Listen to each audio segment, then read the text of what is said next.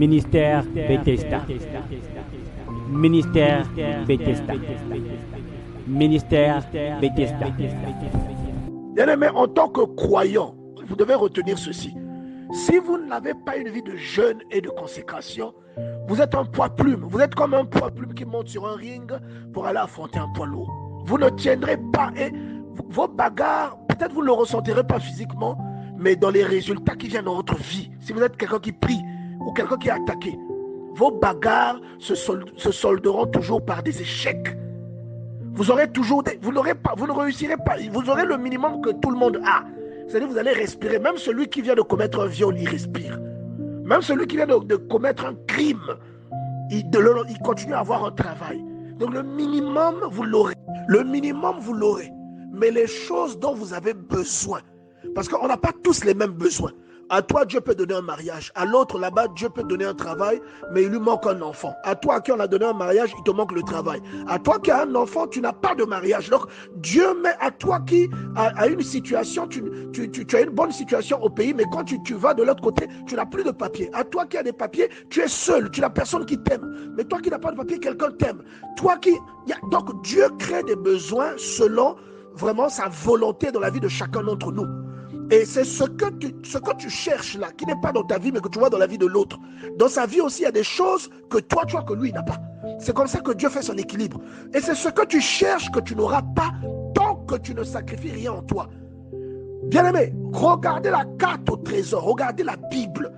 Essayez de trouver une seule personne, un seul héros, une seule personne de renom dans la Bible qui a fait des exploits sans faire des sacrifices. Regardez une personne, regardez le nombre de fois où la sanctification revient dans la vie des personnages bibliques, où le jeûne revient dans la vie des personnages bibliques. Si vous ne jeûnez pas, vous n'aurez jamais de consistance en esprit. Si vous ne lisez pas la Bible, vous ne serez pas sanctifié. Mais c'est des principes souvent parce que les gens aiment l'évangile sucré, l'évangile de la prospérité. Tu vas dominer, tu vas réussir, tu vas voyager, tu vas prospérer. Mais on oublie de vous dire que vous devez vous sanctifier. Et on oublie aussi de vous dire que lorsque vous voyez les personnages bibliques riches, la richesse là n'est pas tombée du ciel. Ils ont travaillé. On oublie de vous dire ça. Il y a des choses que vous ne pouvez pas acquérir si vous n'avez pas la qualification spirituelle pour les acquérir. Votre enfant peut être malade, vous priez pour votre enfant dans la maison, mais quelle est votre consistance pour que l'esprit qui envoûte votre enfant sorte à votre demande? Quelle est votre consistance? Vous avez dans la Bible des illustrations, même les apôtres du Seigneur qui chassaient déjà des démons. Ils arrivent devant un enfant épileptique, un enfant sourd-muet. Ils n'arrivent pas à sortir le démon de cet enfant-là. Ils disent, sors au nom de Jésus. Le démon dit, je ne sors pas. Il dit, je ne sors pas. Il a fallu que le Seigneur qui avait une vie de consécration vienne. Même lui, regardez sa vie de consécration. Regardez même lorsque il va dans le désert pour être tenté, il est obligé de jeûner 40 jours et 40 nuits. Est-ce qu'il était obligé de faire ça? Ça, c'est le Seigneur Jésus qui a jeûné. Mais combien de fois, toi et moi? Mais sur quoi tu comptes? Lorsque tu dis que tu pries, tu vas à l'église, tu comptes sur quoi? Tu penses que le nombre de fois que tu vas pointer à l'église va chasser les démons dans ta vie? Non! Il faut que tu jeûnes, que tu pries et que tu lises la Bible. Ça va te fortifier en esprit. Bien aimé, il y a des devoirs et des responsabilités dans la vie d'un chrétien. En tant que chrétien, tu as des devoirs. Prier est un devoir. Vous voyez, jeûner est un devoir. Tu vois, se maintenir dans la sanctification est un devoir. Tu as des devoirs et des responsabilités. Tu es responsable des choses que Dieu te confie. Développer ton don est une responsabilité parce que ce don va servir aux gens autour de toi. Ce don servira à ceux qui t'entourent. Quand tu le développes, il grandit et plus il grandit, il impacte les gens pour la gloire de Dieu. Les gens sont touchés et les gens vont à la rencontre de Dieu grâce à ce que tu fais. Vous voyez, c'est un devoir que tu as. Appliquer les principes est un devoir. Vous voyez, donc le principe par exemple de la libéralité, c'est un devoir. Être libéral pour un chrétien, c'est un devoir. Tu vois, tu as des devoirs et tu as des responsabilités. Vous voyez, te maintenir dans un certain état de consécration est une responsabilité. Si tu ne fais pas ça, Mais ta vie chrétienne, elle n'est chrétienne que de nom. Elle ressemblera à rien du tout. Tu vas prier dans ta maison, la prière ne va pas dépasser la toiture. Tu vas faire un mauvais rêve, tu diras au nom de Jésus. Au nom de Jésus, là même celui à qui tu dis ça va rire dans le rêve. Il va rire, il va continuer à avancer. Parce qu'il n'y a aucune consistance, il n'y a aucune force qui t'accompagne. Tu vois? Donc le chrétien, je le répète, a des devoirs et des responsabilités. Il y a des choses qui attirent le regard de Dieu sur toi lorsque tu les observes, lorsque tu les appliques dans ta vie. Il y a certains échecs dans ta vie qui sont liés à des choses que tu n'as pas observées devant la face de Dieu. Tu vois, je répète, il y a des échecs qui sont dans ta vie qui sont liés à des choses que tu n'as pas observées devant Dieu. Donc moi, la question qui me revient constamment en esprit, aux chrétiens qui espèrent avoir des résultats, mais qui ne font jamais les sacrifices pour, c'est comment est-ce que vous pensez avoir ces résultats si vous n'avez aucune vie de consécration? Comment vous pensez avoir ces résultats d'auprès de Dieu si vous n'avez aucune vie de consécration? C'est la question, moi, qui monte tout le temps à mon esprit. Si vous ne jeûnez pas, avec quelle force est-ce que vous allez chasser l'esprit qui combat votre vie? Si vous ne jeûnez pas, vous ne priez pas. Si vous ne lisez pas la Bible, quelle est la force comment est-ce que cette force va se développer? C'est comme quelqu'un qui espère rester en vie sans se nourrir. Il y a plusieurs manières de se nourrir. On peut se nourrir avec la bouche, mais il y a des gens qui se nourrissent avec des perfusions. On te connecte avec quelque chose et ça te nourrit. Mais toi, si tu ne te nourris pas, tu vas survivre comment? Et donc, comment tu comptes chasser les esprits que tu combats? Ben, si tu ne pries pas, si tu ne jeûnes pas, tu vas seulement à l'église. Tu es seulement conscient que Dieu existe, mais tu ne pries ni tu ne jeûnes. Comment est-ce que tu penses que l'esprit qui dérange ta maison, qui dérange ton foyer, comment est-ce que tu vas le combattre? Il sera plus fort que toi. Bien aimé, nous devons nous rendre compte de ces choses qui sont des choses simples, mais souvent que nous ignorons. Vous voyez, nous ignorons ces choses. Ce n'est pas normal que nous ignorions ces choses-là. Vous voyez, regardez le nombre de références bibliques où on vous dit que Jésus est en train de prier. Marc chapitre 1 verset 35 vous dit vers le matin pendant qu'il faisait encore très sombre, il se leva et il sortit pour aller dans un lieu désert où il pria.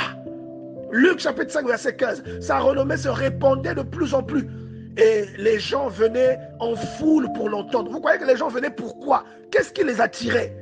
Ésaïe te dit qu'il n'avait rien pour attirer les regards. Donc à votre avis, qu'est-ce qui les attirait? Il y avait un mode de vie qu'il menait. C'est ce mode de vie qui attire quelque chose en vous. Cette chose-là devient un aimant. Cette chose-là aussi devient la résolution de tous vos problèmes. Tu vois? Donc il faut prier pour que Dieu répande son onction et que cette onction-là vous serve comme un aimant, comme un appât. Vous voyez? Vous ne pourrez jamais soulever un poids qui n'est pas proportionnel à votre force. Vous ne pourrez jamais conduire un appareil qui est au-delà de vos compétences. Si vous conduisez une voiture, on vous met dans un avion. Vous ne pourrez jamais faire décoller cet avion. Vous ne pourrez jamais faire décoller un hélicoptère si vous êtes un conducteur de Jakarta. Comment espérez-vous chasser l'esprit qui combat votre vie si vous ne priez pas et ne jeûnez pas? Si vous n'avez pas une vie de consécration, parce qu'il y a beaucoup de chrétiens qui avancent comme des moutons. Parce que nous avons comme une carte au trésor. Vous voyez la carte au trésor, la carte des pirates avec des points où il y a des indices à collecter jusqu'à arriver là où le trésor a été caché. Et beaucoup espèrent arriver là où le trésor est caché sans utiliser la carte et sans collecter les indices. La carte au trésor, c'est la Bible. C'est la Bible qui vous enseigne comment vous devez marcher devant Dieu. La foi a des principes. Sans ces principes-là, vous ne serez qu'un figurant. Si vous n'obéissez pas aux principes de Dieu, vous ne serez qu'un figurant toute votre vie. Vous serez un chrétien frustré. Vous allez faire des prières qui ne seront jamais exaucées. Il y a des choses que vous aurez, parce que Dieu donne toujours tout. La plupart des choses, Dieu les donne à ses enfants. Mais il y a des choses que Dieu ne donne qu'à ses enfants d'une certaine catégorie. Vous voyez, ce que vous arrivez à faire, c'est ce qui rentre dans vos cordes, ce qui rentre dans votre compétence. Il y a beaucoup de gens qui tuent des démons tous les jours dans la prière, vous tuez des démons. Beaucoup de gens, quand tu pries, tu cries. Mais le diable n'a pas peur du son de ta voix. Le diable n'a pas peur parce que toi, tu tapes les mains quand tu pries. Le diable a peur de la sanctification. Le diable a peur de la sanctification. Le mauvais esprit qui est debout dans ta vie, ce n'est pas le son de ta voix qui lui fait peur. Ce n'est pas parce que tu pries fort que ça lui fait peur. Que parce que tu bouges beaucoup que cet esprit-là a peur. L'esprit-là a peur de la sanctification. Souvenez-vous de Jésus devant l'enfant épileptique et de la réponse qu'il donne à ses disciples. Ce genre ne sort que par le jeûne et la prière. Il y a des choses quand ça arrive dans votre vie, si ça vous trouve dans une certaine condition spirituelle, ces choses-là ne prévaleront pas sur vous. Mais beaucoup de gens vont à la bagarre contre les situations de leur vie comme des aventuriers. Vous partez à la guerre sans connaître l'art de la guerre.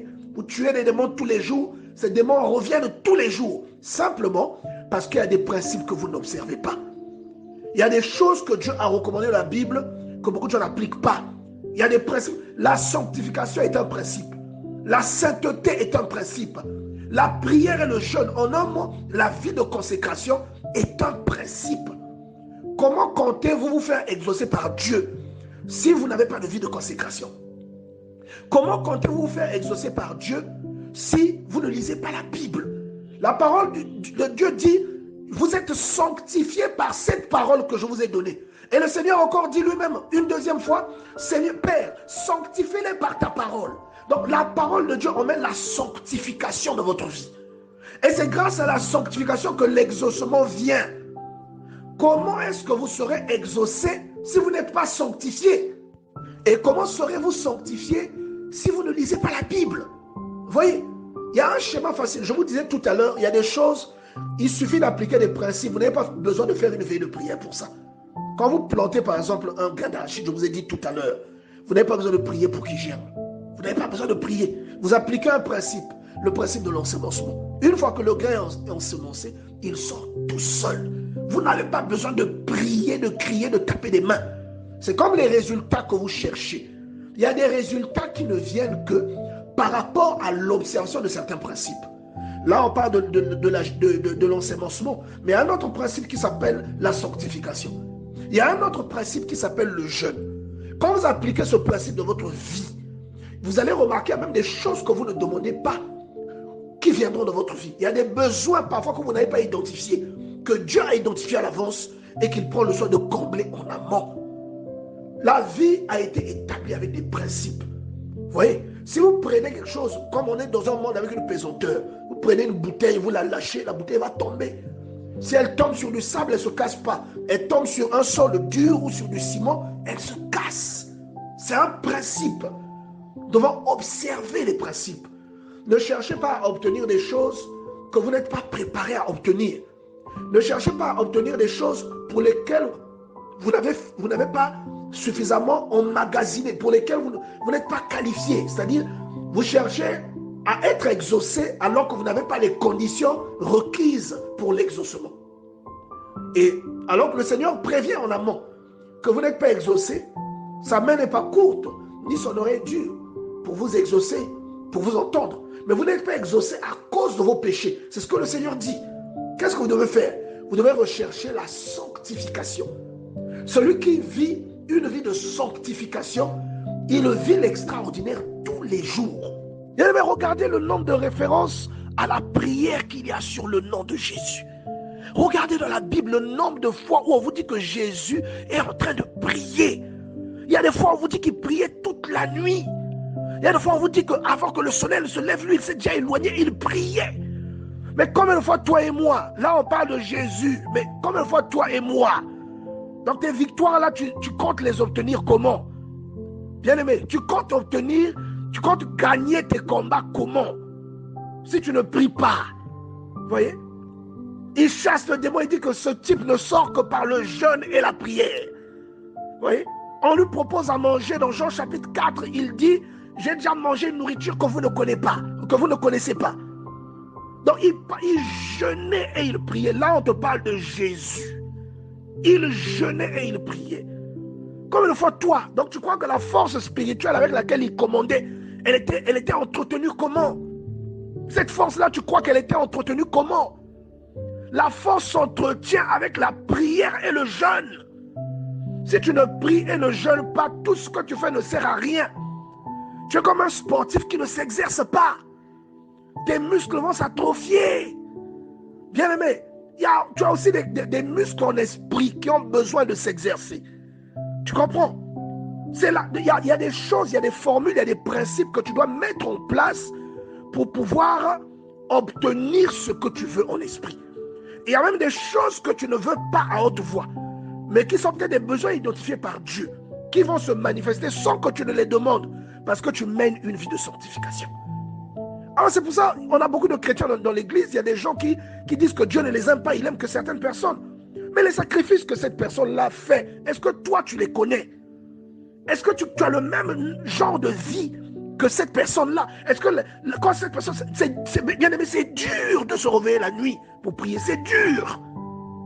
C'est dur de se réveiller la nuit, de couper son sommeil pour prier. Est-ce que tu penses que entre lui qui coupe le sommeil et toi, vous aurez les mêmes résultats? Dieu vous exaucera pareillement.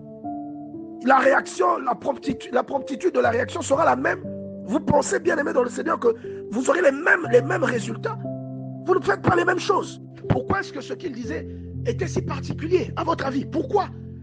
Il y avait une force en lui. Et cette force-là, elle se maintient. Il y a une nutrition, il y a une hygiène de vie que vous menez, une hygiène spirituelle. Vous voyez? Donc, vous ne pourrez pas, si vous n'êtes pas exercé, vous ne pourrez pas soulever un certain type de poids. Si vous n'êtes pas exercé, vous n'avez pas suffisamment de masse musculaire, vous n'avez pas la croissance qu'il faut, il y a des choses que vous ne pouvez pas soulever. Si on vous dit de soulever une voiture, vous ne pouvez pas soulever une voiture. Si vous prenez un petit enfant, vous lui dites de soulever un meuble, il ne pourra pas, mais vous pouvez le soulever. Même un simple seau, il ne pourra pas. Vous pouvez soulever un seau d'eau parce que vous êtes un adulte. Donc, il y a des poids qui sont gérables en fonction de votre croissance et en fonction de votre force, en fonction de votre masse musculaire. Il y a des poids qui sont gérables. Et il y a des adultes aujourd'hui qui sont des enfants en esprit et qui sont confrontés à des problèmes qui les engloutissent. C'est des problèmes que vous n'arrivez pas à gérer parce que vous n'avez pas le caractère spirituel qu'il faut. Vous n'avez pas l'endurance spirituelle ni la force spirituelle parce qu'il n'y a aucune nutrition spirituelle, il n'y a aucune vie de consécration. Vous êtes vide à l'intérieur de vous. Mais bizarrement, quand même, vous espérez qu'il faut prier avec foi. Vous priez, toutes les personnes qui ont été guéries dans la Bible avaient la foi. Toutes les personnes, dis bien toutes les personnes, vous voyez Jésus, oh non, mais quand on dit que, voilà, mais quand Jésus a guéri l'aveugle, il avait la foi. Il avait la foi, lisez bien les Écritures. C'est la foi qui déclenche la guérison. Hein? La Bible dit dans Actes des Apôtres, je crois que c'est au chapitre 6, lorsque Paul prêchait, il y avait un boiteux de naissance qui était là et Paul a vu qu'il avait la foi. Il lui a dit, lève-toi au nom de Jésus. Il s'est levé. Même la femme à la perte de sang qui est venue arracher son miracle, elle a arraché parce qu'elle avait la foi. Parce que regardez ce qu'elle dit. Si je touche, je suis convaincu que je serai guéri. C'est la foi. Maintenant, les personnes telles que Lazare qui était déjà mort, c'est la foi de ses proches. Les personnes telles que Tabitha qui était déjà décédée, c'est la foi et les œuvres qu'elle avait fait, Dieu qui voulait se glorifier. Vous voyez? Vous avez les personnes telles que le jeune homme qui était décédé, fils unique d'une veuve, c'est la foi des personnes qui étaient autour de lui. Tel que le père de l'enfant épileptique, lui, il n'était pas conscient de tout ça. Mais c'est la foi de son père. La fille de Jairus, c'est la foi de Jairus. Est-ce que vous voyez? Donc, toutes les personnes guéries de la Bible ont la foi. Pour avoir la foi, il faut entendre parler de Dieu. Il faut voir ce que Dieu a fait. Vous voyez? Il faut avoir quelque chose sur quoi vous vous appuyez pour savoir que Dieu peut faire ceci. Il faut apprendre, entendre parler de lui. Et ça développe votre foi. Et ça résout votre problème. On dit que sa renommée se répandait de plus en plus et les gens venaient en foule pour l'entendre et pour être guéris. Vous avez vu, tout le monde sait parler. Vous avez vu combien de personnes allaient entendre des gens comme ça avec passion. C'est comme dans le livre de Jean où on vous dit, on envoie des gens l'arrêter, mais quand ces gens-là arrivent, ils repartent vers les grands prêtres. On leur dit, vous ne l'avez pas arrêté? Oh non, jamais on a entendu un être humain parler comme ça. Donc, à votre avis, pourquoi est-ce que ce qu'il disait était si particulier? Et donc, vous devez savoir que la crainte de Dieu et l'amour du prochain sont les principes, sont identifiés par le Seigneur Jésus-Christ comme les principes majeurs dans la vie d'un chrétien. La crainte de Dieu et l'amour du prochain. Ce sont les principes majeurs de la vie d'un chrétien, la vie d'un enfant de Dieu. Quand vous observez ces principes, vous menez vraiment une vie chrétienne parce que dans la crainte de Dieu, vous observez certains principes et certains devoirs. Dans la crainte de Dieu, vous observez la sainteté. Donc, c'est-à-dire que vous menez une vie de sanctification. Vous jeûnez et vous priez. En un mot, vous menez une vie de consécration. Vous êtes consacré. Vous voyez? Vous êtes consacré. Vous devenez un instrument. Est-ce que vous voyez? On a trop de chrétiens qui aiment l'évangile, qui est sucré, l'évangile qui donne le diabète. Il y a trop de chrétiens qui sont comme ça. C'est pas bon. Vous aimez l'évangile où on vous dit que vous allez dominer. Non, le Christ n'a pas enseigné ces choses-là. Lui, il t'a dit que tu dois aimer l'autre. Il a dit que tu dois rechercher le salut. Il a dit qu'il y a des choses que tu dois faire. Tu vois? Et il dit que tu régneras pendant le millénium avec ton Dieu. C'est ça. On doit lire la Bible. N'allez pas à la course au trésor sans avoir votre carte au trésor qui va vous montrer là où se sont placés les indices. Et une fois les indices collectés, ces indices vous conduisent jusqu'au lieu du trésor. C'est comme ça. Vous voyez? C'est le principe où l'on vous dit que, où on oublie de vous dire que le parler en langue est un don spirituel qui ne se force pas, où chacun commence à dire ba ba ba ba ba. C'est un don spirituel, c'est cité parmi les 9 dons spirituels de 1 Corinthiens 12. C'est un don spirituel comme le don de prophétie. Vous voyez, c'est un don spirituel. On oublie de vous dire ça. Lisez la Bible vous-même. Lisez la Bible. Vous voyez, on oublie de vous dire ça. On oublie de vous dire que la richesse d'une personne qui prie ne tombe pas du ciel. Voilà. Il y a même une chose qui me fait beaucoup rire. C'est quand les gens disent que voilà, Salomon était riche, Dieu l'a enrichi. Mais on oublie que Salomon n'avait pas demandé la richesse à Dieu. Il avait fait une demande très altruiste. Et touché par l'altruisme de Salomon, Dieu décide de l'enrichir et de lui donner une longue vie. Mais ce n'est pas ce que Salomon avait demandé. Salomon avait demandé quelque chose qui le rendrait utile aux autres. Vous voyez? Il avait demandé un cœur sage pour être un bon roi, un bon berger. Est-ce que vous comprenez? Et ça a touché Dieu. Dieu a dit, je vais t'enrichir aussi. Ne prie pas pour devenir riche. Salomon n'a jamais prié pour devenir riche. Si tu veux être riche, travaille. Vous voyez? Travaille. Et Dieu te donnera l'intelligence pour mettre en place des principes qui vont faire que tu accroisses tes possessions. Ministère Bethesda. Ministère Bethesda. Ministère Bethesda.